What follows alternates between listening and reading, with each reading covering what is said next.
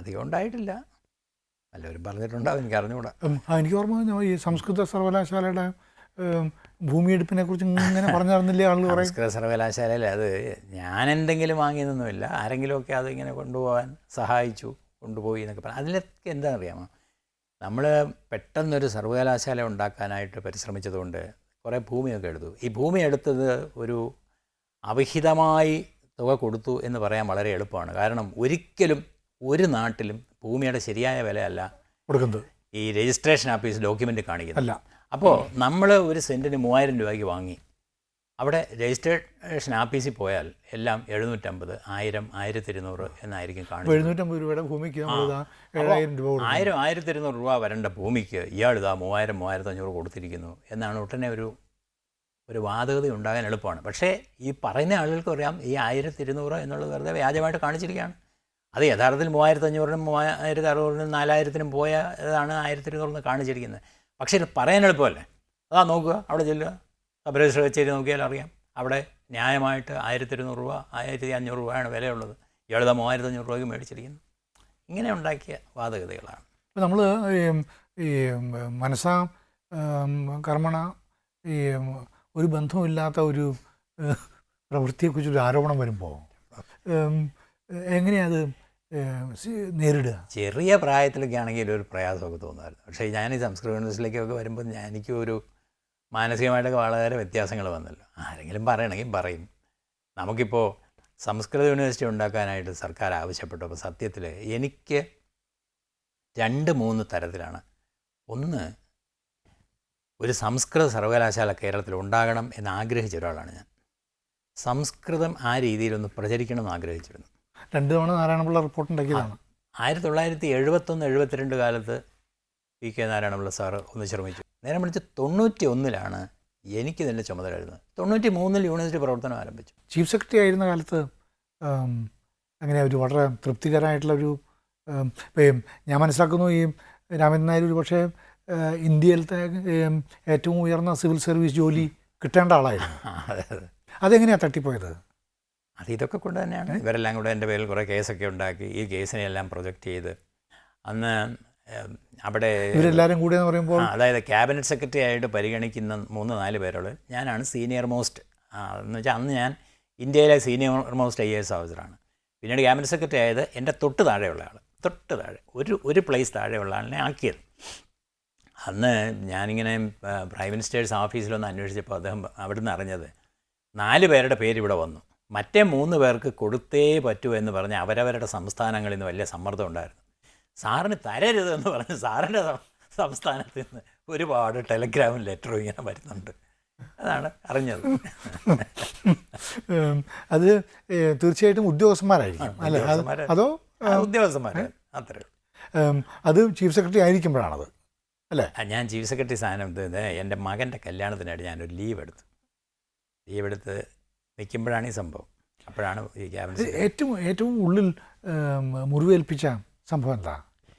ഇതിനകത്തെല്ലാം മുറിവേൽപ്പിച്ചത് ഞാൻ വളരെ സ്നേഹിച്ച ചില വ്യക്തികൾ ഇങ്ങനെയുള്ള ചില സന്ദർഭങ്ങളിൽ എന്നെ ആകുന്നത്ര ഉപദ്രവിക്കാൻ ശ്രമിച്ചതായി പിന്നീട് മനസ്സിലാക്കാൻ സാധിച്ചു.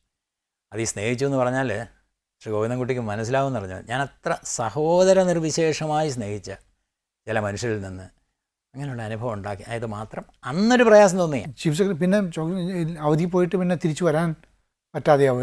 ചീഫ് സെക്രട്ടറി ആയിട്ട് വരികയില്ല എന്ന് പറഞ്ഞത് തന്നെയാണ് ഞാൻ ക്യാബിനറ്റിൽ നിന്ന് ലീവ് എടുത്ത് എൻ്റെ മകൻ്റെ കല്യാണമാണ് ഞാൻ പോകുകയാണെന്ന് പറഞ്ഞു. അപ്പോൾ നിങ്ങൾ ലീവ് കഴിഞ്ഞ് തിരിച്ചു വരുമെന്ന് ഞാൻ പറഞ്ഞു. എന്തായാലും തിരിച്ചു വരില്ല.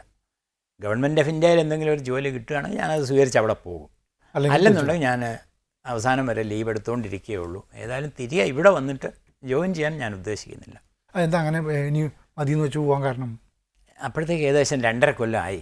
ഈ ചീഫ് സെക്രട്ടറി ജോലിയൊക്കെ അത് കൂടുതൽ കൊണ്ടുനടക്കാൻ സുഖമുള്ള ജോലിയല്ല. അപ്പോൾ ഈ സ്ഥാനം തന്നെ വളരെ വൈകിയല്ലേ കിട്ടിയത്, ചീഫ് സെക്രട്ടറി സ്ഥാനം? എനിക്ക് കിട്ടാമായിരുന്ന ഒരു കാലം കഴിഞ്ഞ് ഒരു 2 വർഷം കഴിഞ്ഞിട്ടാണ് കിട്ടിയത്. അതെന്താ തടയാൻ കാരണം? വീണ്ടും ഈ പലതരത്തിലുള്ള ശത്രുതകൾ അങ്ങനെയുള്ള പലതുമൊക്കെ ഉണ്ടായിട്ടുണ്ടാവും. പിന്നെ അന്നത്തെ മന്ത്രിസഭയ്ക്ക് കുറച്ച് കഴിഞ്ഞ് മതി തന്നാൽ മതി തോന്നിയിരിക്കും. അല്ല, നമുക്ക് അർഹതപ്പെട്ടത് നിഷേധിക്കപ്പെടുമ്പോൾ ചിലപ്പോൾ വലിയൊരു ബിറ്റർനെസ് മനസ്സിൽ വെല്ലപ്പിയില്ലേ? ആ നിമിഷമൊക്കെ തോന്നിയിരിക്കും. പക്ഷേ ഞാൻ ഒരു ബിറ്റർനെസ് മനസ്സിൽ വെച്ചുകൊണ്ടിരിക്കുന്ന ഒരു സ്വഭാവക്കാരനല്ല. ബിറ്റർനെസ് വന്നാൽ തന്നെ അത് നിമിഷങ്ങളോടെ മനസ്സ് നിൽക്കുകയുള്ളൂ. എന്നാലും മറ്റേ ഓഫീസിൽ വന്ന് വീണ്ടും ഈ മ്ലേച്ഛമായിട്ടുള്ള കാര്യങ്ങളാണ് സംസാരിക്കുന്നതെങ്കിലും അതിന് ഒരു ഒഴിവാകാൻ വയ്യാത്തതുകൊണ്ട് ഞാൻ ചോദിക്കുകയാണ്. ഇടയ്ക്ക് എന്താ ഫയലുകൾ കാണാനില്ല, ഫയലുകൾ അപഹരിച്ചു, അതൊക്കെ വെറുതെ ആണെന്നുള്ളത് പിന്നീട് തെളിഞ്ഞു. സർക്കാർ തന്നെ അതൊക്കെ ഡ്രോപ്പ് ചെയ്തല്ലോ. ഫയൽ കാണാനില്ല എന്നൊക്കെ ചുമ്മാ പറയുന്നതാണെന്ന്. അതൊക്കെ വെറുതെ കള്ള കഥകൾ ഉണ്ടാക്കുന്നതാണ്. സെക്രട്ടേറിയറ്റിൽ അതിന് ശേഷവും അതിന് മുമ്പും എല്ലാം ചില ഫയലുകളൊക്കെ ഡിസപ്പിയർ ചെയ്തിട്ടുണ്ട്. അതൊക്കെ എവിടെന്നെങ്കിലുമൊക്കെ അപ്രത്യക്ഷമാകുന്നതാണ്. മനഃപൂർവ്വം ചില അപ്രത്യക്ഷമാക്കുന്നതായിരിക്കും. ചിലതൊക്കെ അവിടെ ഇവിടെ കിടന്നു പോകുന്നതായിരിക്കും. അങ്ങനെ വല്ലതുമൊക്കെ പോയിട്ടുണ്ടെങ്കിൽ അത് ഞാൻ എടുത്തുകൊണ്ട് പോയി എന്നൊക്കെ പറഞ്ഞൊരു ബഹളം. അതിനേക്കാൾ അതിൻ്റെ കാരണം എന്താണെന്ന് വെച്ചാൽ അത് സംഭവിക്കാൻ കാരണം ഞാനിപ്പോൾ ഓർമ്മിച്ചിട്ട് പറയാം. ഞാൻ ചീഫ് സെക്രട്ടറിഷിപ്പ് കഴിഞ്ഞിട്ട് വിടാൻ നേരമായപ്പോൾ ഏത് ക്യാബിനറ്റും ഒരു ക്യാബിനറ്റ് കഴിഞ്ഞിറങ്ങി പുതിയ ക്യാബിനറ്റ് വരുമ്പോൾ ഇന്നതുപോലെ ചെയ്യണമെന്ന് അച്ചടിച്ച് വെച്ചിരിക്കുന്ന ഒരു നിയമാവലിയുണ്ട്. അതെന്താണെന്ന് വെച്ചാൽ ക്യാബിനറ്റ് പേപ്പേഴ്സ് എല്ലാ മന്ത്രിമാർക്കും കൊടുക്കുന്നതും കുറേ എക്സ്ട്രാ കോപ്പീസ് ഉണ്ടാകും ക്യാബിനറ്റ് സമർപ്പിക്കുന്നത്. അതിൽ ഗവർണർക്ക് പോയ ഒരു കോപ്പി, ചീഫ് മിനിസ്റ്ററുടെ ഓഫീസിലെ ഒരു കോപ്പി, പിന്നെ ചീഫ് സെക്രട്ടറിയുടെ ഓഫീസിലെ ഒരു കോപ്പി ഒഴിച്ച് മറ്റെല്ലാ മന്ത്രിമാരും അത് മടക്കി അയക്കും. ഈ മടക്കി അയക്കുന്നതിനെ കൂട്ടിയിട്ട് കത്തിച്ച് നശിപ്പിക്കണം എന്ന് തന്നെയാണ് നിയമം. കൂട്ടിയിട്ട് കത്തിച്ച് നശിപ്പിക്കണം എന്നാണ്. അത് ചെയ്തപ്പോൾ ഏതോ ഫയലുകൾ കോൺഗ്രസ് ഗവൺമെൻറ്റിൻ്റെ ഫയലുകൾ വാരിയിട്ട് കത്തിക്കാൻ ശ്രമിക്കുന്നു എന്ന് പറഞ്ഞ് കുറേ പത്രക്കാരെല്ലാം കൂടെ ഓടി വന്നു. എൻ്റെ മുറിയിൽ തന്നെ വന്നു. സാർ ഇങ്ങനെ കത്തിക്കാൻ ശ്രമിക്കുന്നു. ഞാൻ പറഞ്ഞു വേറെ ഒന്നും കത്തിക്കാൻ ശ്രമിക്കുന്നില്ല, അതാ നിങ്ങളിത് നോക്കൂ. ഇതിങ്ങനെയാണ് പറഞ്ഞിരിക്കുന്നത്. ക്യാബിനറ്റിന് സമർപ്പിച്ച പേപ്പേഴ്സ് മന്ത്രിമാരെല്ലാം മടക്കി അയച്ചു കഴിഞ്ഞാൽ ഇത്ര കോപ്പീസ് ഒഴിച്ച് ബാക്കിയെല്ലാം കത്തിച്ച് കളയണം എന്നാണ്. അങ്ങനെ കത്തിക്കുന്നതാണ്, അല്ലാതെ വേറെ അതൊന്നുമില്ല. ആ ക്യാബിനറ്റിന് അയച്ച ക്യാബിനറ്റ് പേപ്പേഴ്സ് അല്ലാതെ വേറെ ഒരു പീസ് ഓഫ് പേപ്പർ പോലും കത്തിക്കുന്നില്ല. അപ്പോൾ അവർക്കത് ബോധ്യമായി പോയി. പിന്നെ ഇങ്ങനെ കുറേ ഫയലെടുത്തു കത്തിച്ചു കൊണ്ടുപോയി അത് ഇതെന്നൊക്കെ കുറച്ച് കോലാഹലം കുറച്ച് കാലമൊക്കെ ഉണ്ടായി. പിന്നെ അതങ്ങ് വിട്ടു. ഇപ്പം പഴയ പോലെ എന്നോട് ഇത് ദ്രോഹം ചെയ്ത ആളുകളെ തകർത്തെ അടങ്ങുമെന്നുള്ളത് അതന്നുമില്ല, ഇന്നും അതുമില്ല. എൻ്റെ എന്തെങ്കിലും പ്രയാസം ഉണ്ടെങ്കിൽ അത് നൈമിഷിക്കാണ്. അത് കഴിയുമ്പോൾ മനസ്സിൽ നിങ്ങൾ പോകും. ആ പ്രയാസം തീർക്കാൻ എന്ത് ചെയ്യും? പ്രത്യേകിച്ച് ഒന്നും ചെയ്യാറില്ല. ഞാൻ വളരെ ഒരു റിലീജിയസ് പേഴ്സൺ ആണെന്നുള്ള അറിയാമല്ലോ. റിലീജിയസ് പേഴ്സണാണ്. എപ്പോഴും രാവിലെ ഉണർന്ന് എഴുന്നേറ്റാൽ ആദ്യം ഒരു പ്രാർത്ഥനയുണ്ട്. രാത്രി കിടന്നുറങ്ങുന്നത് അതും ഒരു പ്രാർത്ഥന കഴിഞ്ഞിട്ടാണ്. വളരെ സ്വകാര്യമായിട്ടുള്ള പ്രാർത്ഥനയാണോ അതോ? അത് സ്വകാര്യമുള്ള പ്രാർത്ഥന. ആ പ്രാർത്ഥനയിൽ എൻ്റെ പ്രധാനപ്പെട്ട ഒരു പ്രാർത്ഥന ഇങ്ങനെയുള്ള വിദ്വേഷങ്ങളോ കാലുഷ്യങ്ങളോ ഒന്നും എൻ്റെ മനസ്സിനെ സ്പർശിക്കാതിരിക്കണം. ഈ ലോകത്തുള്ള ഒരു വ്യക്തിയോടും എൻ്റെ മനസ്സിലൊരു വിദ്വേഷം നിലനിൽക്കരുത്. ഇതെൻ്റെ പ്രാർത്ഥനയുടെ ഒരു ഭാഗമാണ്. ഈ വിശ്വാസം ഉണ്ടായതിൻ്റെ പേരിൽ തന്നെ ആരോപണങ്ങളുണ്ടായിട്ടില്ലേ? ഈ ആശ്രമങ്ങൾ സന്ദർശിക്കുന്നു, ഈ യാഗങ്ങൾ സംഘടിപ്പിക്കുന്നു, അല്ലേ? അങ്ങനെയൊക്കെ ആൾ പറഞ്ഞോണ്ട് പോട്ടെ.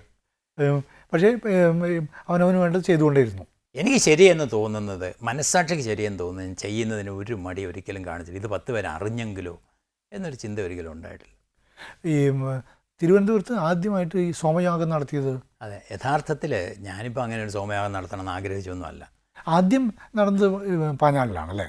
അതായത് അത് പഴയ ഒരു നിയമപ്രകാരം പെരിയാർ നദിയുടെ വടക്ക് വശത്ത് മാത്രമേ യാഗം നടത്താൻ പാടുള്ളൂ എന്നൊരു നിയമമാണ്, പഴയ നിയമമാണ്. അതിന് വിരുദ്ധമായി പെരിയാറിന് തെക്ക് തിരുവിതാംകൂറിൽ നടത്തണമെന്ന് ആഗ്രഹിച്ചത് ധർമ്മരാജ എന്ന് വിളിക്കപ്പെടുന്ന കാർത്തിക തിരുനാൾ മഹാരാജാവാണ്. അദ്ദേഹം അത് നടത്തണമെന്ന് ആഗ്രഹിച്ച് നമ്പൂതിരി പറഞ്ഞു സാധ്യമല്ല, പെരിയാറിന് വടക്കേ നടത്താൻ പറ്റും. അതിന് അദ്ദേഹം എന്ത് ചെയ്തെന്ന് വെച്ചാൽ ആ നിയമം ഉണ്ടാക്കി വെച്ചത് എങ്ങനെയാണ്? അങ്ങനെ പഴയ ഒരു നിയമമാണ്. അതിന് കാർത്തിക തിരുനാൾ മഹാരാജാവ് പെരിയാറിന് വടക്ക് വശത്ത് കുറേ സ്ഥലം കൊച്ചി മഹാരാജാവിനോട് വിലയ്ക്ക് വാങ്ങിയിട്ട് അവിടെ പോയി അദ്ദേഹവും രാജാ കേശവദാസനും കൂടെ യാഗം നടത്തി.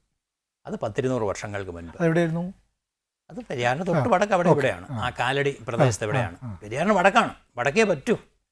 അപ്പം പെരിയാറിന് തെക്കും യാഗം ആകാം എന്ന് ഏതോ ഒരു സന്ദർഭത്തിൽ നമ്പൂതിരിമാർ തന്നെയാണ് തീരുമാനിച്ചത്. അക്കിത്തം പറഞ്ഞിട്ട് മാത്രമാണ്. അക്കിത്തം പറഞ്ഞ് മുൻ സ്പീക്കർ ദാമോദരൻ പോറ്റി സാറ് എൻ്റെ അടുക്ക പറഞ്ഞു രാമചന്ദ്രൻ നായരെ ഒരു യാഗം സംഘടിപ്പിക്കാമോ?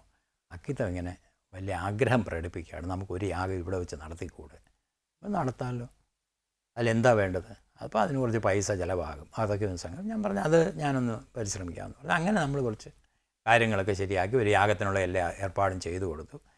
പ്രധാനമായിട്ടും അക്കിത്തത്ത് അച്യുതൻ നമ്പൂതിരിപ്പാടും KPC അനുജൻ ഭട്ടതിരിപ്പാടും ആഗ്രഹിച്ചതനുസരിച്ച് അതിനുള്ള സൗകര്യങ്ങൾ ചെയ്തു കൊടുത്തു എന്നുള്ളത് ഞാൻ ചെയ്തോളൂ.